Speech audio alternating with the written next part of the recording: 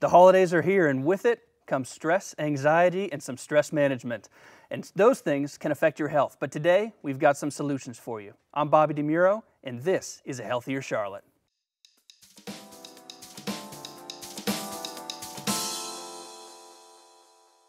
Stress, depression, and anxiety can ruin your holidays and hurt your health. The holidays present an array of demands with kids, out-of-town guests, parties, events, and a whole lot more, and that all has an effect on your well-being if you don't manage it properly. But being realistic, planning ahead, and seeking support, both personally and professionally, can help ward off the wintertime blues. Later in the show, I'll be joined by two psychologists to give the clinical perspective of some depression, stress, and some other factors that go into the holiday season. But first, Jen Plim joins me right now. Jen, welcome to the show. Thank you. And Jen is the founder of CharlotteSmartyPants.com and a self-proclaimed Christmas lover. We were joking about this off camera, but you do very well with the holidays. What is it about it that doesn't stress you out? Because you've got 4 young children. I have 4 children, ages 10 all the way down to 5. And I just love the hustle and bustle. I love the lights. I love planning for it. So it's kind of like my favorite time of year and ties in well with Charlotte Smarty Pants too. And talk about that, because to a lot of folks, me included, I'm a single guy. I don't have the same family commitments that you do, but I find stress in the holidays, you know, running around, these events, these parties we have to get to. Have we lost sight of the reason for the season, or are we more concerned with doing things than we are with maybe spending time with family? Well, I think it's easy to get caught up in that, and it's easy to kind of miss what you're looking forward to doing. So I try and take a step back from everything, from whether I'm planning a party or if I haven't sent my Christmas cards out yet. You know, those are the kind of things that are easy to allow yourself to get stressed out about. But I think sometimes stress is a choice, and you can kind of, with your time management, kind of make that choice not to be stressed and take a step back. Is the stress a cultural thing? I mean, obviously it's not unique to Charlotte, but you see it in Charlotte with Charlotte Smarty Pants. Is it a cultural thing that's kind of grown with the times, grown over the years, or is this something that's always been around since you can remember? I think it's definitely gotten worse. I think as a society we are always looking for, you know, what do we have to do next, and creating these to-do lists that a lot of times are just not doable. So if you just kind of take a few steps back and think about what it is that's really important to do and check that off and then move from there. Now, what about your health personally? You do very well with the holidays and you kind of revel in it, but physically, mentally, do you feel it drain on you? Do you feel your health get worse? No, I don't feel it get worse, but it's easy to let like the workout skip or the good healthy decision making on eating slide a little bit. But you know, I think if you can just carve out time for yourself and make sure that makes it on your calendar, and then just make that time and do it. And if you mess up a little bit, it's okay if just start over in January. Well, and talk about that time too, because I think maybe one of the biggest indicators of stress is not what it does to you personally, but what it does when it starts affecting your family and how you deal with your family. And at that level, do you see people, do you talk to, you know, women and men who carry the stress over to their family? Well, yeah. I mean, when you're stressed, you carry it out on anyone involved in your life. So it's really easy to take it out on those closest to you. Do I see it more during the holidays? I think a lot of people get caught up in the minutia, and like right now, I haven't sent out my Christmas cards. I'm okay with that. You know, I mailed all my gifts that needed to be mailed, and that's a plus. But you know, I think sometimes if you get too stressed out, maybe just walk away and go look at Christmas lights, or you know, maybe look at some of the people who are less fortunate and call the Ronald McDonald House and see if they have, you know, want you to serve food or bring your children to do that. So there's a lot of ways to de-stress that can still engage you in the holidays and maybe lift your spirits. And I think that perspective, excuse me, that perspective is very important. Looking at this culturally, and you kind of touched on it, we're a to-do list society. We just want to get the next thing done. Is this a cultural thing that we can correct or step back and simplify, or does this just keep getting worse in the future? Will your kids deal with it more maybe than you do?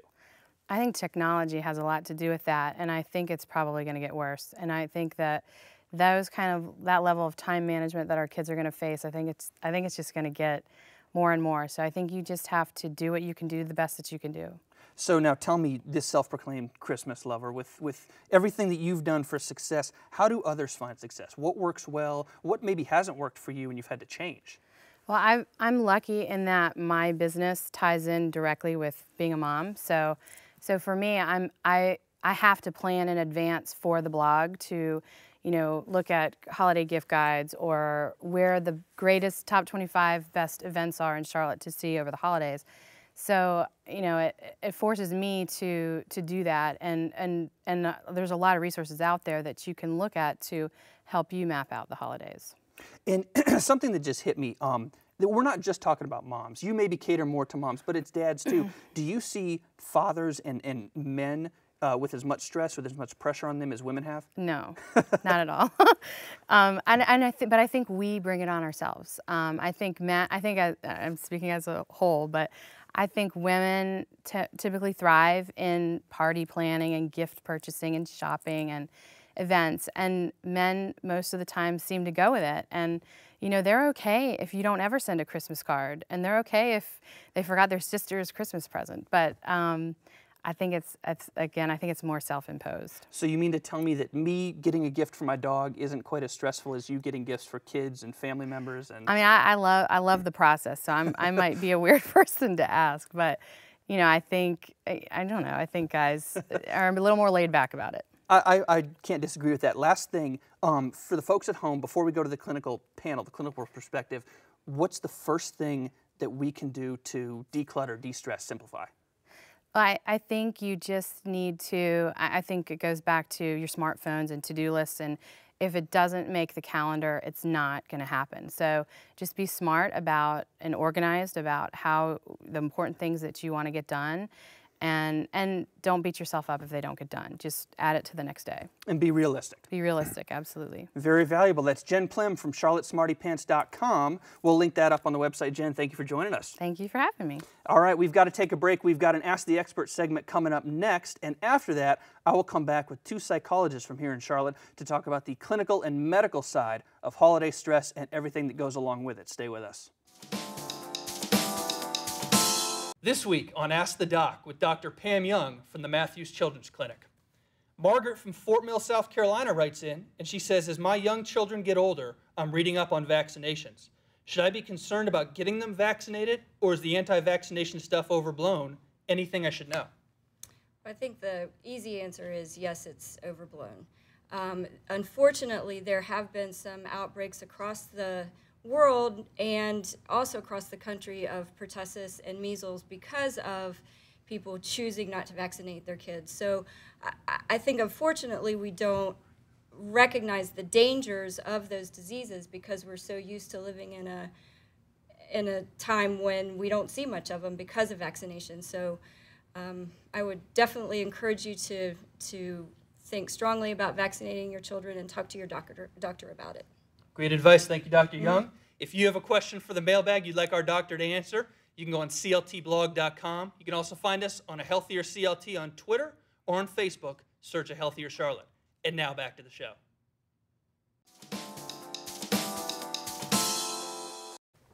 Welcome back to A Healthier Charlotte, joined now by our clinical panel. First, to my immediate left is Dr. Trey Ishii from Southeast Psych, who focuses his practice on parenting, childhood and adolescent depression, and anger management, among other topics. Second, to the far left is Dr. Russell Hancock.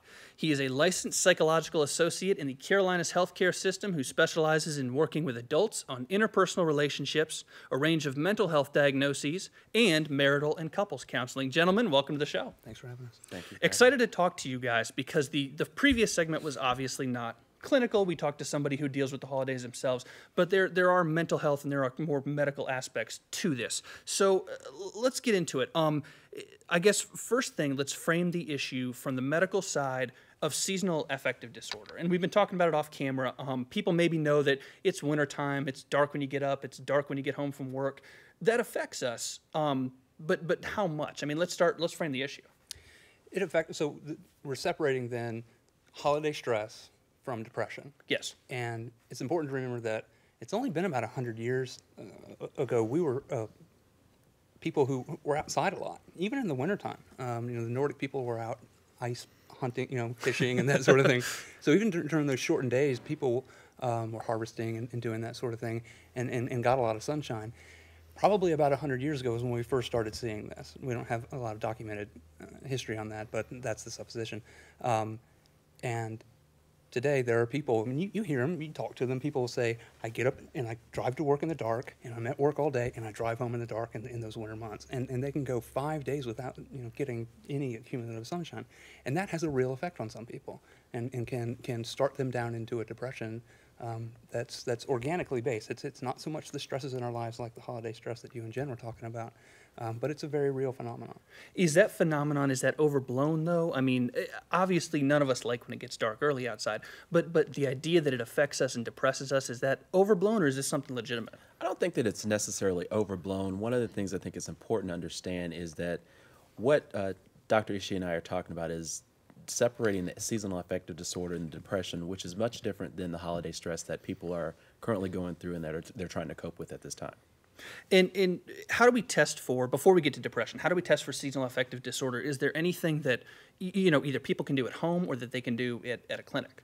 I don't know that there's necessarily a test for it. One of the things that I pay attention to when I'm working with someone clinically is really focusing and figuring out, is what they're feeling now different than their normal mode of functioning at any other time in their life. And so is there something that happens in October, November, December, or even in the springtime that is somehow clinically different than what they're going through at any other time?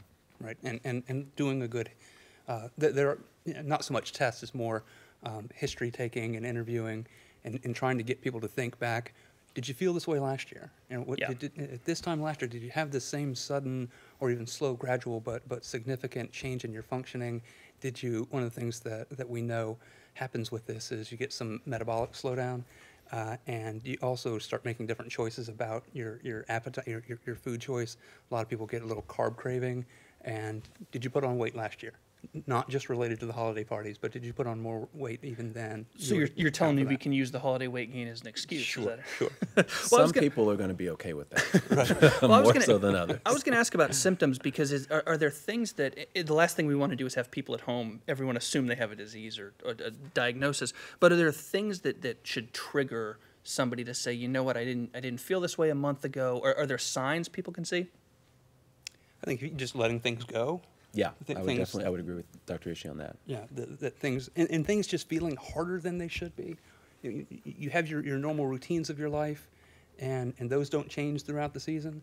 But then all of a sudden, you're much harder to get up in the morning, or you fall asleep earlier, that sort of thing. So yeah. Changes that are really very noticeable. Their baseline functioning has somehow been altered. That's one of the things that I pay most attention to, is their normal mode of function has somehow been changed, or they're not able to do the things in the same manner that they were. Is this that prevalent? I mean, should we be that concerned about it? Have you seen over the past 5-10 years this trend upward? I don't think so. I would agree with Dr. Ishii about that. No. Okay. Well, let's move on. Let's talk holiday stress, because that was kind of the first segment we did with Jen. And I want to look at some of the more aspects of holiday stress. We asked her about kids and parties and events and all this sort of stuff, and it may seem simple, but that's got to affect us. Sure. I think that it does affect us. I think the take-home message when I'm working with individuals is that this season is set up not necessarily for disappointment and failure, but it's set up with a lot of expectations. And if for some reason you're not able to complete those or fulfill those expectations, and somehow you are considered a failure, or you're not being as committed to others, I think it's really important for people to be really committed to themselves during this time and know what they can and cannot handle. Right, and prioritize. Yeah. Right. One of the things that just in stress in general, when we work with folks with stress, is trying to get to a realistic idea about de-stressing. Right, so people come in and they say, I want to lead a stress-free life. Right. And we have a word for zero stress. Right. Do you know what that's called? Dead, right? that we all have stress. Yeah. Right. And you will have one day in your life in which you have zero stress, and that'll be your last. Right. Right. And you won't have anything to worry about. Yeah. Until then, we all have stress, and people come in and I think they just have this idea that I need to get rid of all of my stress. And really, what we find is if you knock off the top 10, 15%, that's all you really need. If you're drowning in the pool, you don't have to get all the way out of the pool. You just have to get your head out above water, right? So I think that's one of the things is people just, Jen talked a little bit about stress as a choice. I would say a lot of stress is perceptual. It's stress because you decide it's stress, I would right? agree. That holiday party is stressful because, I'm all stressed out because I have to go to this holiday party. Well, you have some choice in whether that's stressful or not. So I think she made a really good point that way. But thinking that, oh, I have all of this stress and I have the only way to feel better about my life is to get rid of all of it is just an unrealistic goal. And I think the one thing that's going to be consistent with the two segments that you've had right now today is reality, dealing with the reality of what you can do, dealing with the reality of what you can't do, and also these false expectations that somehow, again, we have to be the end-all be-all for the holiday season when you've got 11 months out of the year when you don't have to do all that. Follow up on those expectations, because I'm interested in consequences, specifically long-term. Obviously, in the short term, I'm sure eating is affected, your heart rate is affected, but in the long term, some of these expectations that we build up, what does it mean 5, 10, 15 years down the road? Are we setting ourselves up for failure down the road? The thing that I think about when I think about the expectations, and that I think is important during the holiday season, is what is going to be the long-term effects in relation to the relationships that people are forming or the people are having. Again, a lot of things that people do during the holiday season is they expect whatever dynamics, drama, family stuff that's going on before somehow it's going to get gone away it's going to get gone for the holiday season. Yeah. And then it starts back up in January, and it's just unrealistic. And to go to a party and to go to celebrations, and you know that there's all that stuff there, to me, I think people are setting themselves up for disappointment. And family can sometimes be maybe more stressful than regular life, seeing people you don't see every day. True. Right. Now, what about over the past few years, have your practices seen more people who are in tune to seeing that they are stressed out during the holidays, or is it kind of a year-round kind of thing? Well, so is it overblown, or are people just more willing to talk about it? Yeah. Right? And I think there's a healthy and adaptive side of that, of people saying out loud, I am stressed, I am having a hard time. I think there was a time when people didn't do that, and they may have been suffering as much as we were then as we are now. We just talk about it more. I would agree with that. One of the things I think is interesting about the difference in the populations that Dr. Ishii and I work with is that I see people who kind of fade away during the holiday season, meaning they don't want to come to therapy. They don't want to, in essence, address some of the concerns that they have about going through the holiday season. So what they do is they kind of fade out, come back January and February, and it's almost like November, December really didn't exist. Everything was fine, and that the holidays were copacetic. There was no issue. Yeah. Now, and that's not a solution, I'm guessing, in the long term, but what are some solutions? I mean, what do we do? Before we talk about clinical stuff, what can people do at home? If they know they're getting stressed, they know they're anxious, or whatever, there's a mental health issue, how do we walk away from it? The first thing that I encourage people to do with stress is to look at the landscape of their stress and what can be removed, right? What can be taken out. And I know that's a very simple solution, but you can get a surprising amount of traction that way. Just looking realistically at your stress, and I have people do a little meter. How stressful is it, and versus how important is it to you, right? So if it's this stressful and only that important, then that's got to go. But if it's really important and not very stressful, then you keep that in your life. And it is surprising when you talk to people and just start very practically plunking through their lives, which things can go away. Again, if you can knock off 5 or 10% just that way, it's surprising how much better things are for folks. So it's a matter of taking into account what you do, what you prioritize, Sure. things like that. Just the inventory of things that you have to do. What else can somebody do at home? I mean, is it as simple as taking a walk? It could be as simple as taking a walk. It could be as simple as exercising. Dr. Ishii mentioned earlier the idea of prioritizing. And again, I said earlier that I think it's just key and important to take care of oneself. And knowing what their triggers are and knowing how they handle stress or handle issues in the past is key to understanding a way to get through what may be perceived as a stressful situation, a stressful holiday season for people. And what about professional help? Because I know there's somewhat of a stigma getting psychological help, mental help, but if somebody feels that they have a serious issue, at what point do they need to seek out counseling? I don't know that there is so much of a stigma anymore. I think that's the thing that really has changed in the last 10, 15 years. Seeking psychological help used to be a thing that nobody talked about. Again, that people talk about it pretty candidly at this point. And I think it's like anything else. If you find yourself overwhelmed, coming to tears over things that didn't used to bring you to tears, I think people should just trust their intuition and maybe not look for some grand marker. Or there's not a test that you have to fill out and know. If you feel like you need some help and you know that help's out there, trust your gut. And I think that's probably better than any tangible or quantifiable kind of thing that I could suggest. I would agree. I think the stigma has lessened, but I think in specific populations, men, African Americans, don't go to therapy as much as others, and I think that the stigma needs to be addressed, and also the idea that it's okay to quote unquote have issues and talk about it, and it doesn't mean that you're necessarily crazy. It doesn't mean that you can't work through those things. Fascinating, guys. This is something I never would have thought it would have been an issue until I started doing research.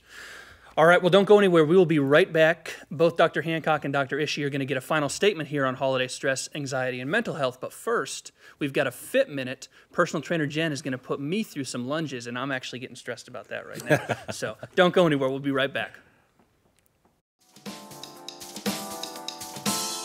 This week on Fit for All, we're talking about lunges. There's a right way to do them, and there's a wrong way to do them, and we're worried about injury and some injury concerns when we do these. So personal trainer Jen's with us to show me the right way to do a lunge. All right, guys. This week we're going to show you 3 different progressions for lunges. The first is just a static lunge. This is option 1. So you're going to step back with one foot.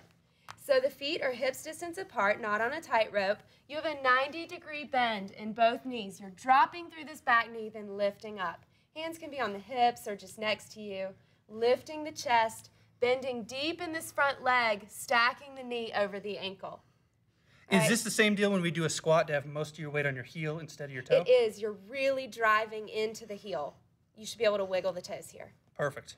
All right, so Bobby, step together. Now we're going to add in a little something extra. Option 2 is going to be a lunge with a bicep curl. So adding some upper body toning in here too. So Bobby's just going to step back, and as he steps, he's curling and then lifting back together. So stepping back, landing high on the balls of the back toes, curling the weight up to the chest, really feeling a squeeze in the biceps, hugging the elbows in, lifting the chest. When should I be breathing? So in these, you're exhaling on the way down, inhaling on the way up.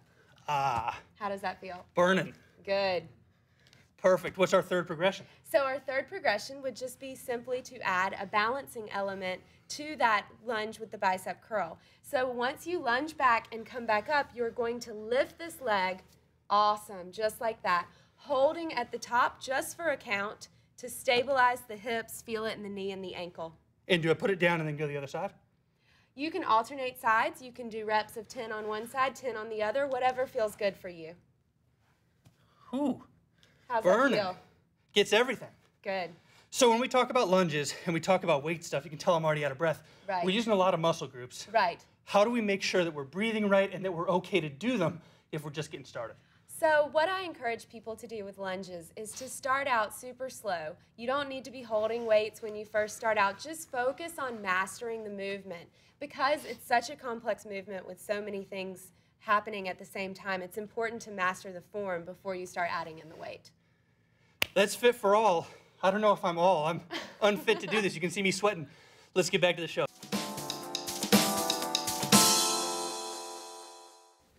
Welcome back to A Healthier Charlotte. Let's get a final word on mental health in the holidays. Dr. Hancock, lead us off. I appreciate you having me today and having both of us to talk to these people and their mental health concerns. The advice, if I could give any, during the holiday season is it's a time for reflection. It's a time for any of us to look at what we have and really use this as a time to reflect, encourage, and if for some reason you're not able to handle your stress or you're not feeling like you have a lot of things, that keep in mind that there may be other people out there who are suffering and could basically use your help and assistance in any way possible. So I highly recommend, if you want to volunteer at a food bank, an animal shelter, but do something for someone else during this holiday season as a way to give back and be grateful and thankful for what you have. And no doubt volunteering is good for your personal mental health, too. Yes. All right, Dr. Ishii. Well, he took my answer. I agree. It's a time for reflection. At the same time, it's also, if I could give any advice, it would be not taking it all so seriously. It is just the holidays, and this is supposed to be a fun time. And I think we do, Jen said it really well, I think we do it to ourselves, and taking it all so seriously and that all of these things have to be done and everything has to be just perfect and I have to see these people and do everything just right. Give yourself a break and maybe not take it all so seriously. Very well spoken. Well, thank you both for joining us. Thanks for having us. And we know that the holidays are a time for loved ones. They're a time to see people you may not see year-round, but they're also a time to reflect on your health and your goals in the future and in the coming year. And instead of falling into the trap of stress and anxiety and depression during the holidays, it's a matter of being practical, being realistic, and being supportive of those around you and having people around you to support you to make sure that you're mentally and physically strong and healthy during the season. With a little planning and some positive thinking, it's not too difficult to make a good holiday season and a successful month and a successful year in 2011. That is it for A Healthier Charlotte this week. Remember, you can visit ahealthiercharlotte.com. We've got unique content with both of these gentlemen and a lot of other topics and a lot of other professionals here in Charlotte about all sorts of health and wellness issues. And if you're on Facebook or Twitter, you can go on Healthier CLT and follow us there on either account. We'll be happy to answer questions and interact with whatever you may need. I'm Bobby DeMuro. This has been A Healthier Charlotte. We will leave you next week with New Year's resolutions and goals, but we're going to do it a little bit differently than you may be used to, so stick around for that. Thanks for watching this episode. We'll see you next week.